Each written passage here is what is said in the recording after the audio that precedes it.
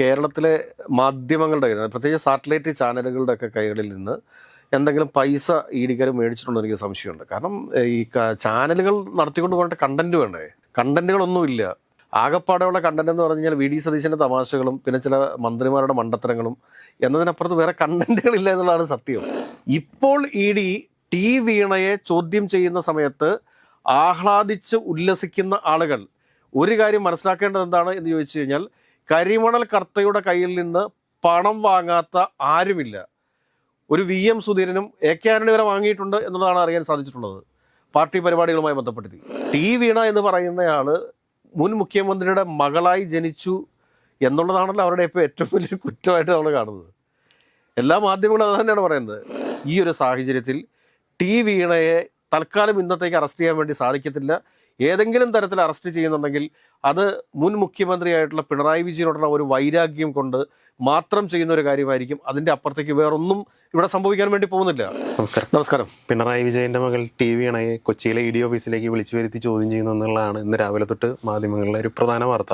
പക്ഷേ നമുക്കറിയാം, ഒരു പ്രാവശ്യം ഇതിന്റെ പേരിൽ സംസ്ഥാനമെങ്ങും രാഷ്ട്രീയ നാടകങ്ങൾ കഴിഞ്ഞതാണ്.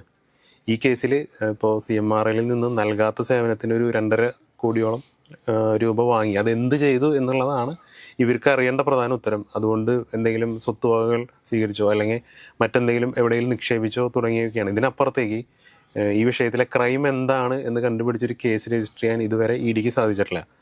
അപ്പോൾ ഇങ്ങനെ ഇത്രയും കഴിഞ്ഞൊരു വിഷയത്തിൽ 2-3 പ്രാവശ്യം ഇ ഡി ഓഫീസിലേക്ക് ടി വീണയെ വിളിച്ചു വരുത്താം എന്നതിനപ്പുറത്തേക്ക് മറ്റെന്തെങ്കിലും കാര്യം നടക്കും? ഇതിനകത്ത് എന്താണ് എന്ന് ചോദിച്ചു കഴിഞ്ഞാൽ, എനിക്ക് തോന്നുന്നു ഈ കേരളത്തിലെ മാധ്യമങ്ങളുടെ പ്രത്യേകിച്ച് സാറ്റലൈറ്റ് ചാനലുകളുടെ ഒക്കെ കൈകളിൽ നിന്ന് എന്തെങ്കിലും പൈസ ഇഡിക്കാർ മേടിച്ചിട്ടുണ്ടോ എനിക്ക് സംശയമുണ്ട്. കാരണം ഈ ചാനലുകൾ നടത്തിക്കൊണ്ട് പോകേണ്ട കണ്ടന്റ് വേണ്ടേ? കണ്ടന്റുകളൊന്നുമില്ല. ആകപ്പാടെയുള്ള കണ്ടന്റ് എന്ന് പറഞ്ഞു കഴിഞ്ഞാൽ വി ഡി സതീശൻ്റെ തമാശകളും പിന്നെ ചില മന്ത്രിമാരുടെ മണ്ടത്തരങ്ങളും എന്നതിനപ്പുറത്ത് വേറെ കണ്ടന്റുകളില്ല എന്നുള്ളതാണ് സത്യം. അപ്പോൾ അങ്ങനെ വരുമ്പോഴത്തേക്ക് ഇ ഡി ഉദ്യോഗസ്ഥന്മാർ എന്താ ചെയ്യാന്ന് വെച്ച് കഴിഞ്ഞാൽ, രാവിലെ പിണറായി വിജയൻ്റെ വീട്ടിലേക്ക് ചെല്ലും, അതിനുശേഷം രാവിലെ തന്നെ മുഹമ്മദ് റിയാസിൻ്റെ വീട്ടിലേക്ക് ചെല്ലും, പിന്നെ എക്സാലോജിക്കിൻ്റെ ഓഫീസുകളിൽ പോയി അവിടെ റെയ്ഡ് നടത്തും. എനിക്കൊന്ന് എക്സാലോജിക്കിൻ്റെയൊക്കെ ഓഫീസ് പൂട്ടിയിട്ട് തന്നെ വർഷങ്ങളായി എന്ന് എനിക്ക് തോന്നുന്നു. കാരണം ഇപ്പോൾ അവിടെ ആ ബിസിനസ് ഇല്ല എന്നാണ് എനിക്ക് മനസ്സിലാക്കാൻ സാധിച്ചിട്ടുള്ളത്. അതായത് ഇതിനകത്ത് ഇപ്പോൾ CMRL നിന്ന് എക്സാലോജിക്ക് ഒരു കരാറുണ്ടാക്കുന്നു. അത് സോഫ്റ്റ്വെയറിൻ്റെ കൺസൾട്ടൻസി കരാറാണ്. അവിടെ ഒരു ലീഗൽ ഡോക്യുമെൻറ്റ്സ് അവിടെ ഉണ്ട്. അതിനുശേഷം പിന്നീട് ഈ തുക കമ്പനി അക്കൗണ്ടിലേക്ക് വരുന്നു. കമ്പനി അക്കൗണ്ടിലേക്ക് വരുമ്പോഴത്തേക്ക് വീണ തന്നെയാണ് ഈ സർവീസ് നൽകുന്നതെന്ന് വരിക. ഈ പറഞ്ഞ 2,76,00,000 രൂപയുടെ സർവീസ് വീണ തന്നെയാണ് നൽകുന്നത് ഇരിക്കുക. ഞാൻ ഒരു കാര്യം ചോദിച്ചുകൊള്ളട്ടെ. കാരണം ഒരു ഓഫീസാകുമ്പം അതിന് റെൻ്റ് ഉണ്ടാവില്ലേ? പ്രത്യേകിച്ച് അത് ബാംഗ്ലൂർ പോലുള്ളൊരു സിറ്റി ആകുമ്പോഴത്തേക്ക് അവിടെ ഒരു 10 സ്റ്റാഫിനെ നിയമിക്കണമെന്ന് കരുതുക. 10 സ്റ്റാഫ് വർക്ക് ചെയ്തെന്നിരിക്കുക. ഇപ്പോൾ ഒരു 5 സ്റ്റാഫ് വർക്ക് ചെയ്തെന്നിരിക്കുക. സീനിയർ ആയിട്ടുള്ള സോഫ്റ്റ്വെയർ എഞ്ചിനീയേഴ്സിൻ്റെ സാലറി എത്രയായിരിക്കും? 1,00,000 രൂപയോളം അടുപ്പിച്ച് വരത്തില്ലേ? അപ്പോൾ അങ്ങനെ 5 സ്റ്റാഫിനവിടെ വർക്ക് ചെയ്യണമെന്നുണ്ടെങ്കിൽ 5,00,000 രൂപയും ശമ്പളം കൊടുക്കേണ്ടി വരത്തില്ലേ? ഏറ്റവും കുറഞ്ഞ കാര്യമാണ് പറയുന്നത്. 10,000 രൂപയ്ക്ക് സോഫ്റ്റ്വെയർ എഞ്ചിനീയർമാരെ കിട്ടും. പക്ഷേ ആ 10,000 രൂപയ്ക്ക് കിട്ടുന്ന സോഫ്റ്റ്വെയർ എഞ്ചിനീയർമാർ എങ്ങനെ ആയിരിക്കും എന്നുള്ള കാര്യം നമുക്ക് എല്ലാവർക്കും അറിയാവുന്ന കാര്യമാണ്. അപ്പോൾ 5,00,000 വരും. പിന്നെ വീണയ്ക്ക് സാലറി വേണ്ടേ? ഈ വീണ ടി എന്ന് പറയുന്ന ആൾ മുഖ്യമന്ത്രിയുടെ മകളാണെങ്കിലും അവരൊരു വ്യക്തിയല്ലേ, അവർക്ക് സാലറി വേണ്ടേ? അപ്പോൾ സ്വാഭാവികമായിട്ടും അവിടെ ഒരു എക്സ്പെൻഡിച്ചർ ഉണ്ട്. അതിൻ്റെ അക്കൗണ്ടിങ്ങും അവിടെ തന്നെ ഉണ്ടാവും. അപ്പോൾ അതുമായി ബന്ധപ്പെടുത്തി SFIO എക്സാലോജിക്കിൻ്റെ എന്തെല്ലാം ഡോക്യുമെൻ്റാണ് എടുത്തുകൊണ്ട് പോയിട്ടുള്ളത്, ആ ഡോക്യുമെൻ്റ് ഇന്നോ നാളെയോ മാത്രമാണ് ഇ ഡിയുടെ കൈവശം കിട്ടുക. അപ്പോൾ അങ്ങനെ ഇ ഡിയുടെ കൈവശം ഈ ഡോക്യുമെൻ്റ് കിട്ടുന്നതിന് മുമ്പ് തന്നെ ഇ ഡി ഒരു ക്വസ്റ്റനെയർ പ്രിപ്പയർ ചെയ്യുന്നു. ആ ക്വസ്റ്റനെയർ പ്രകാരം വീണയെ ചോദ്യം ചെയ്യാൻ വേണ്ടി ഇന്ന് വിളിച്ചു വരുത്തിയിരിക്കുന്നു. ഒരുപക്ഷെ അതിനകത്ത് ഇരുത്തിയിട്ട് ചായ കൊടുത്തിട്ട് വേണമെങ്കിൽ അവിടെയുള്ള ഇ ഡി ഉദ്യോഗസ്ഥന്മാർ സെൽഫി എടുത്ത് കളിക്കുകയായിരിക്കും. അല്ലെങ്കിൽ അവരുടെ ഭാര്യമാരെയും അല്ലെങ്കിൽ ഭർത്താക്കന്മാരെയൊക്കെ വിളിച്ചിട്ട് ഇതാ കണ്ടോ, ഞങ്ങൾ മുൻ മുഖ്യമന്ത്രിയുടെ മകളെ, ഇപ്പോഴത്തെ പ്രതിപക്ഷ നേതാവിൻ്റെ മകളെ ചോദ്യം ചെയ്തുകൊണ്ടിരിക്കുകയാണ് എന്ന് വീരവാദം മുഴക്കുന്നുണ്ടാവും.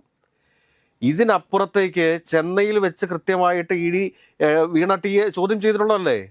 അതിനപ്പുറത്തേക്ക് എന്ത് വിവരമാണ് ഇനി കിട്ടാനുള്ളത്? അതല്ലെങ്കിൽ ശരിയാണ് ലോജിക്കലി നമ്മൾ ചിന്തിക്കുന്ന സമയത്ത് SFIO നൽകിയിരിക്കുന്ന SFIO പിടിച്ചെടുത്തിട്ടുള്ള റെയ്ഡ് നടത്തി പിടിച്ചെടുത്തിട്ടുള്ള ഡോക്യുമെൻറ്റുകൾ, ആ ഡോക്യുമെൻറ്റുകളുടെ വെരിഫിക്കേഷന് വേണ്ടിയിട്ട് ടി വീണയെ വിളിച്ചു വരുത്താം. അതിനു മുമ്പായിട്ട് മാധ്യമങ്ങളിൽ വരുന്ന വാർത്ത എന്താണ്? ടി വീണ CMRLൻ്റെ NBFCന്ന് 50,00,000 രൂപ ലോൺ എടുത്തു. ഇപ്പം ലോൺ എടുക്കാത്ത ആളുകൾ നാട്ടിലുണ്ടോ? ലോൺ എടുക്കാത്ത ആളുകൾ ആരെങ്കിലും നാട്ടിലുണ്ടോ? ഇപ്പോൾ ഇ ഡി ടി വീണയെ ചോദ്യം ചെയ്യുന്ന സമയത്ത് ആഹ്ലാദിച്ച് ഉല്ലസിക്കുന്ന ആളുകൾ ഒരു കാര്യം മനസ്സിലാക്കേണ്ടത് എന്താണ് എന്ന് ചോദിച്ചു കഴിഞ്ഞാൽ, കരിമണൽ കർത്തയുടെ കയ്യിൽ നിന്ന് പണം വാങ്ങാത്ത ആരുമില്ല. ഒരു VM സുധീരനും AK ആന്റണി വരെ വാങ്ങിയിട്ടുണ്ട് എന്നുള്ളതാണ് അറിയാൻ സാധിച്ചിട്ടുള്ളത് പാർട്ടി പരിപാടികളുമായി ബന്ധപ്പെടുത്തി. അപ്പോൾ അങ്ങനെ വരുമ്പോഴത്തേക്ക് ആരാണ് ഇതിനകത്ത് കുറ്റക്കാരല്ലാതെ വരുന്നത്? അതിൽ 2 ആളുകൾ ഓൾറെഡി പുറമേ തന്നെ സമ്മതിച്ചു ഞങ്ങൾ പണം വാങ്ങിയെന്ന്. അങ്ങനെ വരുമ്പോഴത്തേക്ക് സ്വാഭാവികമായിട്ട് അതിൻ്റെ കണക്കുകളും ഇതേ രീതിയിൽ തന്നെ പരിശോധിക്കപ്പെടും. ഇതേ രീതിയിൽ തന്നെയാണ് പരിശോധിക്കപ്പെടാൻ വേണ്ടി പോകുന്നത്. അപ്പോൾ അത് എവിടെയെങ്കിലും അക്കൗണ്ട് ചെയ്തിട്ടില്ല എന്ത് ചെയ്യും? ക്യാഷാണ് കയ്യിൽ വാങ്ങിയിരിക്കുന്നത്. ആ ക്യാഷ് ഇവർ അക്കൗണ്ട് ചെയ്യാത്ത പക്ഷം എന്താ സംഭവിക്കുക എന്നുള്ളത് വരും ദിവസങ്ങളിൽ കാത്തിരുന്ന് കണ്ടോളൂ. ടി വീണയുടെ കേസിൽ നമ്മൾ ആദ്യം തുടങ്ങി പറയുന്ന കാര്യമാണ്, ടി വീണയെ ഈ പറഞ്ഞ SFIOയ്ക്കോ അതല്ലെങ്കിൽ EDക്കോ ഒന്നും ചെയ്യാൻ വേണ്ടി സാധിക്കില്ല. കോടതിയിൽ ഒരു തരത്തിലും ഈ കേസ് സ്റ്റാൻഡ് ചെയ്യത്തില്ല. പർപ്പസ്ഫുള്ളി വേണമെങ്കിൽ ഒരു ഡ്രമാറ്റിക്കൽ അറസ്റ്റ് സൃഷ്ടിക്കാം, പക്ഷേ ഹൈക്കോടതിയിൽ നിന്ന് അപ്പം തന്നെ അതിന് ബെയിലി ലഭിക്കും. ചില ഓൺലൈൻ മീഡിയകളുടെയൊക്കെ തള്ളിമറക്കൽ കണ്ടു കഴിഞ്ഞാൽ മുഹമ്മദ് റിയാസ് വീണയെ കൊണ്ട് ഈ EDയുടെ മുന്നിലേക്ക് ഇട്ടുകൊടുത്തു, അതിനുശേഷം മുങ്ങി. എന്തുവാണ് ഇതൊക്കെ എന്തുവാ ഇതെന്താ പറഞ്ഞുകൊണ്ടിരിക്കുന്നത്? എന്താ? കാരണം ഇവിടെ നിയമത്തിന് മുമ്പിൽ അവർ വന്നിരിക്കുന്നു, തന്നെ ചോദ്യം ചെയ്തോളൂ, എന്ത് കാര്യമാണോ നിങ്ങൾക്ക് ആവശ്യം അത് തരും. ഈ ചോദ്യം ചെയ്യലിൻ്റെ ഒരു ലോജിക്കാണ് ആദ്യം നമുക്ക് പറഞ്ഞു തരേണ്ടത്. ഇപ്പോൾ നടക്കുന്നുകൊണ്ടിരിക്കുന്ന ഈ ഒരു ചോദ്യം ചെയ്യലിൻ്റെ ലോജിക്ക്, ഇപ്പോൾ നമ്മളിത് ഷൂട്ട് ചെയ്യുന്ന സമയത്ത് ഏകദേശം 2:30 ആയിട്ടുണ്ട്. 6 മണിക്കാണ് ഈ വീഡിയോ പുറത്തേക്ക് ഇറങ്ങുന്നത്. ഒരുപക്ഷെ അതിനു മുമ്പ് ടി വീണയെ വിട്ടിട്ടുണ്ടാവാം, ചോദ്യം ചെയ്യലെല്ലാം കഴിഞ്ഞ് വിട്ടിട്ടുണ്ടാവാം. ഒരുപക്ഷെ ഒരു 8 മണി വരെയൊക്കെ നിർത്തിപ്പോയേക്കാം. ഇന്നത്തെ പ്രൈം ടൈം ചർച്ച വിനു വി ജോണിന് വീണ ടിയെ അറസ്റ്റ് ചെയ്യാൻ വേണ്ടി പോവുകയാണ് എന്ന് പറഞ്ഞുകൊണ്ട് ഈ നാട്ടിലെ കുറേ ആളുകളെ മണ്ടന്മാരാക്കാം. എല്ലാവരും പോയി TV ക്ക് മുമ്പിലിരിക്കും. ടി വീണയുടെ അറസ്റ്റിൻ്റെ വാർത്ത വരുന്നത് കണ്ട് ഒരു ചുക്ക് സംഭവിക്കാൻ പോകുന്നില്ല. ഇന്നത്തെ ദിവസം ടി വീണയെ അറസ്റ്റ് ചെയ്യാൻ സാധിക്കില്ല എന്ന് നമ്മൾ പറയാൻ കാരണം എന്താണെന്ന് വെച്ച് കഴിഞ്ഞാൽ, എന്ത് എവിഡൻസ് വെച്ചിട്ട്? ഇവരുടെ കൈവശം എന്ത് എവിഡൻസാണ് ഉള്ളത്? ഈ വിഷയത്തിൽ കൃത്യമായൊരു കേസ് പോലും രജിസ്റ്റർ ചെയ്തിട്ടില്ല സത്യത്തിലെ. അതാണ് ഞാൻ പറഞ്ഞു വരുന്നത്. ഇവരുടെ കയ്യിൽ എന്ത് എവിഡൻസാണ് ഉള്ളത്? എവിഡൻസുകൾ മുഴുവൻ ഇരിക്കുന്ന ആരുടെ കയ്യിലാണ്? SFIയുടെ കൈവശമല്ലേ? SFIO റെയ്ഡ് നടത്തി പിടിച്ചെടുത്തിരിക്കുന്ന ഡോക്യുമെൻറ്റുകൾക്ക് വേണ്ടിയിട്ട് വീണ്ടും ഇവർ, അത് സ്വാഭാവികമായിട്ടുള്ള ഒരു രീതിയാണ്, ഇവർ റെയ്ഡ് നടത്തും. അത് റെയ്ഡ് നടത്തിയെന്ന് കോടതിയെ ബോധിപ്പിക്കേണ്ടതുണ്ട്. അഡീഷണൽ ആയിട്ടുള്ള എന്തെങ്കിലും ഡോക്യുമെൻറ്റുകൾ പിടിച്ചെടുത്തിട്ടുണ്ടോ നമുക്ക് അറിഞ്ഞുകൂടാ. പിറ്റേ ദിവസം ഏഷ്യാനെറ്റിൽ വന്ന വാർത്ത എന്താണെന്ന് വെച്ചാൽ, വീണ ടിയുടെ 242 അക്കൗണ്ടുകൾ ഫ്രീസ് ചെയ്യപ്പെട്ടു, അല്ലെങ്കിൽ ED മരവിപ്പിച്ചു എന്നുള്ള രീതിയിലുള്ള വാർത്തകളാണ്. അതൊരു മുഖ്യധാരാ മാധ്യമമാണ് ഇത് റിപ്പോർട്ട് ചെയ്തെന്ന് നോക്കണം. ഒരു കുടുംബത്തോടും മുൻ മുഖ്യമന്ത്രിയായിട്ടുള്ള പിണറായി വിജയൻ്റെ മകളോടുമുള്ള ഒരു വ്യക്തിവൈരാഗ്യം നോക്കണം. ടി വീണ എന്ന് പറയുന്നയാൾ മുൻ മുഖ്യമന്ത്രിയുടെ മകളായി ജനിച്ചു എന്നുള്ളതാണല്ലോ അവരുടെ ഇപ്പോൾ ഏറ്റവും വലിയൊരു കുറ്റമായിട്ട് നമ്മൾ കാണുന്നത്. എല്ലാ മാധ്യമങ്ങളും അത് തന്നെയാണ് പറയുന്നത്.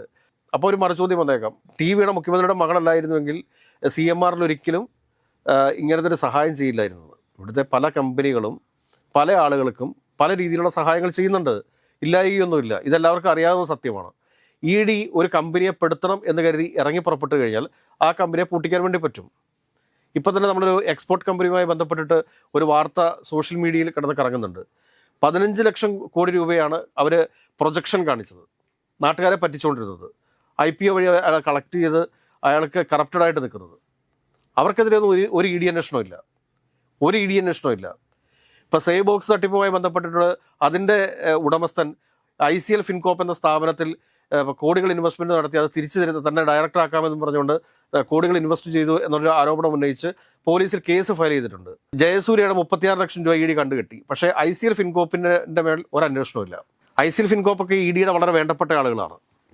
അപ്പോൾ ഇങ്ങനെയൊക്കെയുള്ള ED അന്വേഷണങ്ങൾ പ്രഹസനമായിക്കൊണ്ടിരിക്കുന്ന ഈ ഒരു സാഹചര്യത്തിൽ ടി വീണയെ തൽക്കാലം ഇന്നത്തേക്ക് അറസ്റ്റ് ചെയ്യാൻ വേണ്ടി സാധിക്കത്തില്ല. ഏതെങ്കിലും തരത്തിൽ അറസ്റ്റ് ചെയ്യുന്നുണ്ടെങ്കിൽ അത് മുൻ മുഖ്യമന്ത്രിയായിട്ടുള്ള പിണറായി വിജയനോടുള്ള ഒരു വൈരാഗ്യം കൊണ്ട് മാത്രം ചെയ്യുന്ന ഒരു കാര്യമായിരിക്കും. അതിൻ്റെ അപ്പുറത്തേക്ക് വേറൊന്നും ഇവിടെ സംഭവിക്കാൻ വേണ്ടി പോകുന്നില്ല. ഇതിൽ ഇപ്പോൾ EDയെ സംബന്ധിച്ച് അവരൊരിക്കൽ ഈ വിഷയത്തിൽ നാണം കെട്ടതാണ്. അപ്പോൾ വീണയോടുള്ളൊരു പ്രതികാര നടപടി എന്നോണം ഒരു 2-3 പ്രാവശ്യം ഓഫീസിലേക്ക് കയറ്റി ഇറക്കി മാധ്യമങ്ങൾക്ക് മുന്നിൽ ഇട്ട് കൊടുത്ത് ഒരു വാർത്തയാക്കാം എന്നുള്ളൊരു ഇത് കൂടി കാണുമല്ലോ. ഇതൊക്കെ ഒരു നരേറ്റീവ് ഇങ്ങനെ സൃഷ്ടിച്ചെടുത്തോണ്ടിരിക്കുന്നില്ലേ? കാരണം ടി വീണ എന്ന് പറയുന്നത് ഈ ലോകത്തെ ഏറ്റവും വലിയ കൊള്ളക്കാരിയാണ് എന്ന് വരുത്തി തീർക്കാൻ വേണ്ടിയിട്ട് നടത്തുന്ന ചില ശ്രമങ്ങൾ, ആ ശ്രമങ്ങൾക്കപ്പുറത്ത് വേറൊന്നുമില്ല. ആ ശ്രമങ്ങൾക്ക് അപ്പുറത്തേക്ക് ഇതിൻ്റെ അകത്ത് വേറെ ഒന്നും കാണേണ്ട ആവശ്യമില്ല എന്ന് തന്നെ പറയേണ്ടി വരും. കാരണം അങ്ങനെയാണെങ്കിൽ ഈ രാജ്യത്തെ ഏതെങ്കിലും കമ്പനികൾക്ക് ഇവിടെ ബിസിനസ് നടത്താൻ വേണ്ടി പറ്റുമോ? ഇവർ പറയുന്ന ഒരു എക്സലിനും മറ്റേ വേർഡിനും പിന്നെ ടാലി ഒക്കെയാണ് ഉപയോഗിച്ചുകൊണ്ടിരുന്നത്. ഇവർക്കാർക്കെങ്കിലും അറിയാം വേറെ ഏതെങ്കിലും ഒരു പുതിയ സോഫ്റ്റ്വെയറിൻ്റെ കൺസൾട്ടൻസി ഇവരാണ് ചെയ്തുകൊണ്ടിരുന്നത്, അല്ലെങ്കിൽ അതിൻ്റെ മെയിൻ്റനൻസ് ഇവരാണ് ചെയ്തുകൊണ്ടിരുന്നത് എന്നുള്ള കാര്യത്തെക്കുറിച്ച് വീണ ഇഴിക്കുമ്പോൾ പറഞ്ഞേ. വീണ ഇന്ന് വരെ ഇതുമായി ബന്ധപ്പെട്ടിട്ട് എന്തെങ്കിലും കാര്യങ്ങൾ പത്രങ്ങൾക്ക് മുമ്പിൽ വന്ന് പറഞ്ഞിട്ടുണ്ടോ? ഇല്ലല്ലോ. ഇന്നും പറയുമെന്ന് നമ്മൾ കരുതേണ്ട. പക്ഷെ പറയും. ഇതല്ല, ചോദ്യം ചെയ്യൽ അവസാനിക്കുന്ന ദിവസം വീണ ടി വാതുറക്കും എന്ന് തന്നെയാണ് നമ്മൾ പ്രതീക്ഷിക്കുന്നത്. അതുവരെ ഒരു അറസ്റ്റ് നടന്നാൽ പോലും ഒന്നും സംഭവിക്കില്ല. കുറച്ച് ദിവസം ജയിലിൽ കിടക്കേണ്ടി വരും എന്നുള്ളതിനപ്പുറത്തേക്ക് വേറെ ഒന്നും സംഭവിക്കാൻ പോകുന്നില്ല. അതിനുശേഷം കോടതി വെറുതെ വിടുന്ന ഒരു സാഹചര്യം ഉണ്ടാകുമ്പോഴത്തേക്ക് കേജ്രിവാളിനൊക്കെ തിരിച്ചു വരാനായിട്ടുണ്ടായ ഒരു ഊർജ്ജമുണ്ട്. ആ ഊർജ്ജവുമായിട്ടായിരിക്കും ടി വീണ പുറത്തേക്ക് വരിക. അത് മനസ്സിലാക്കാനുള്ള സാമാന്യ ബോധമെങ്കിലും ഇടിക്കുണ്ടാവണം. SFIയുടെ കയ്യിലിരിക്കുന്ന ഡോക്യുമെൻറ്റുകൾ വെരിഫൈ ചെയ്യാൻ വേണ്ടിയിട്ട് അത് ലഭിക്കുന്നതിന് മുമ്പ് ടി വീണയെ വിളിച്ചു വരുത്തി അപമാനിക്കുക എന്നതിനപ്പുറത്തേക്ക് മറ്റൊരു ഉദ്ദേശവും ഇന്നത്തെ ചോദ്യം ചെയ്യലില്ല എന്ന് നമുക്ക് കൃത്യമായിട്ട് പറയാൻ സാധിക്കും.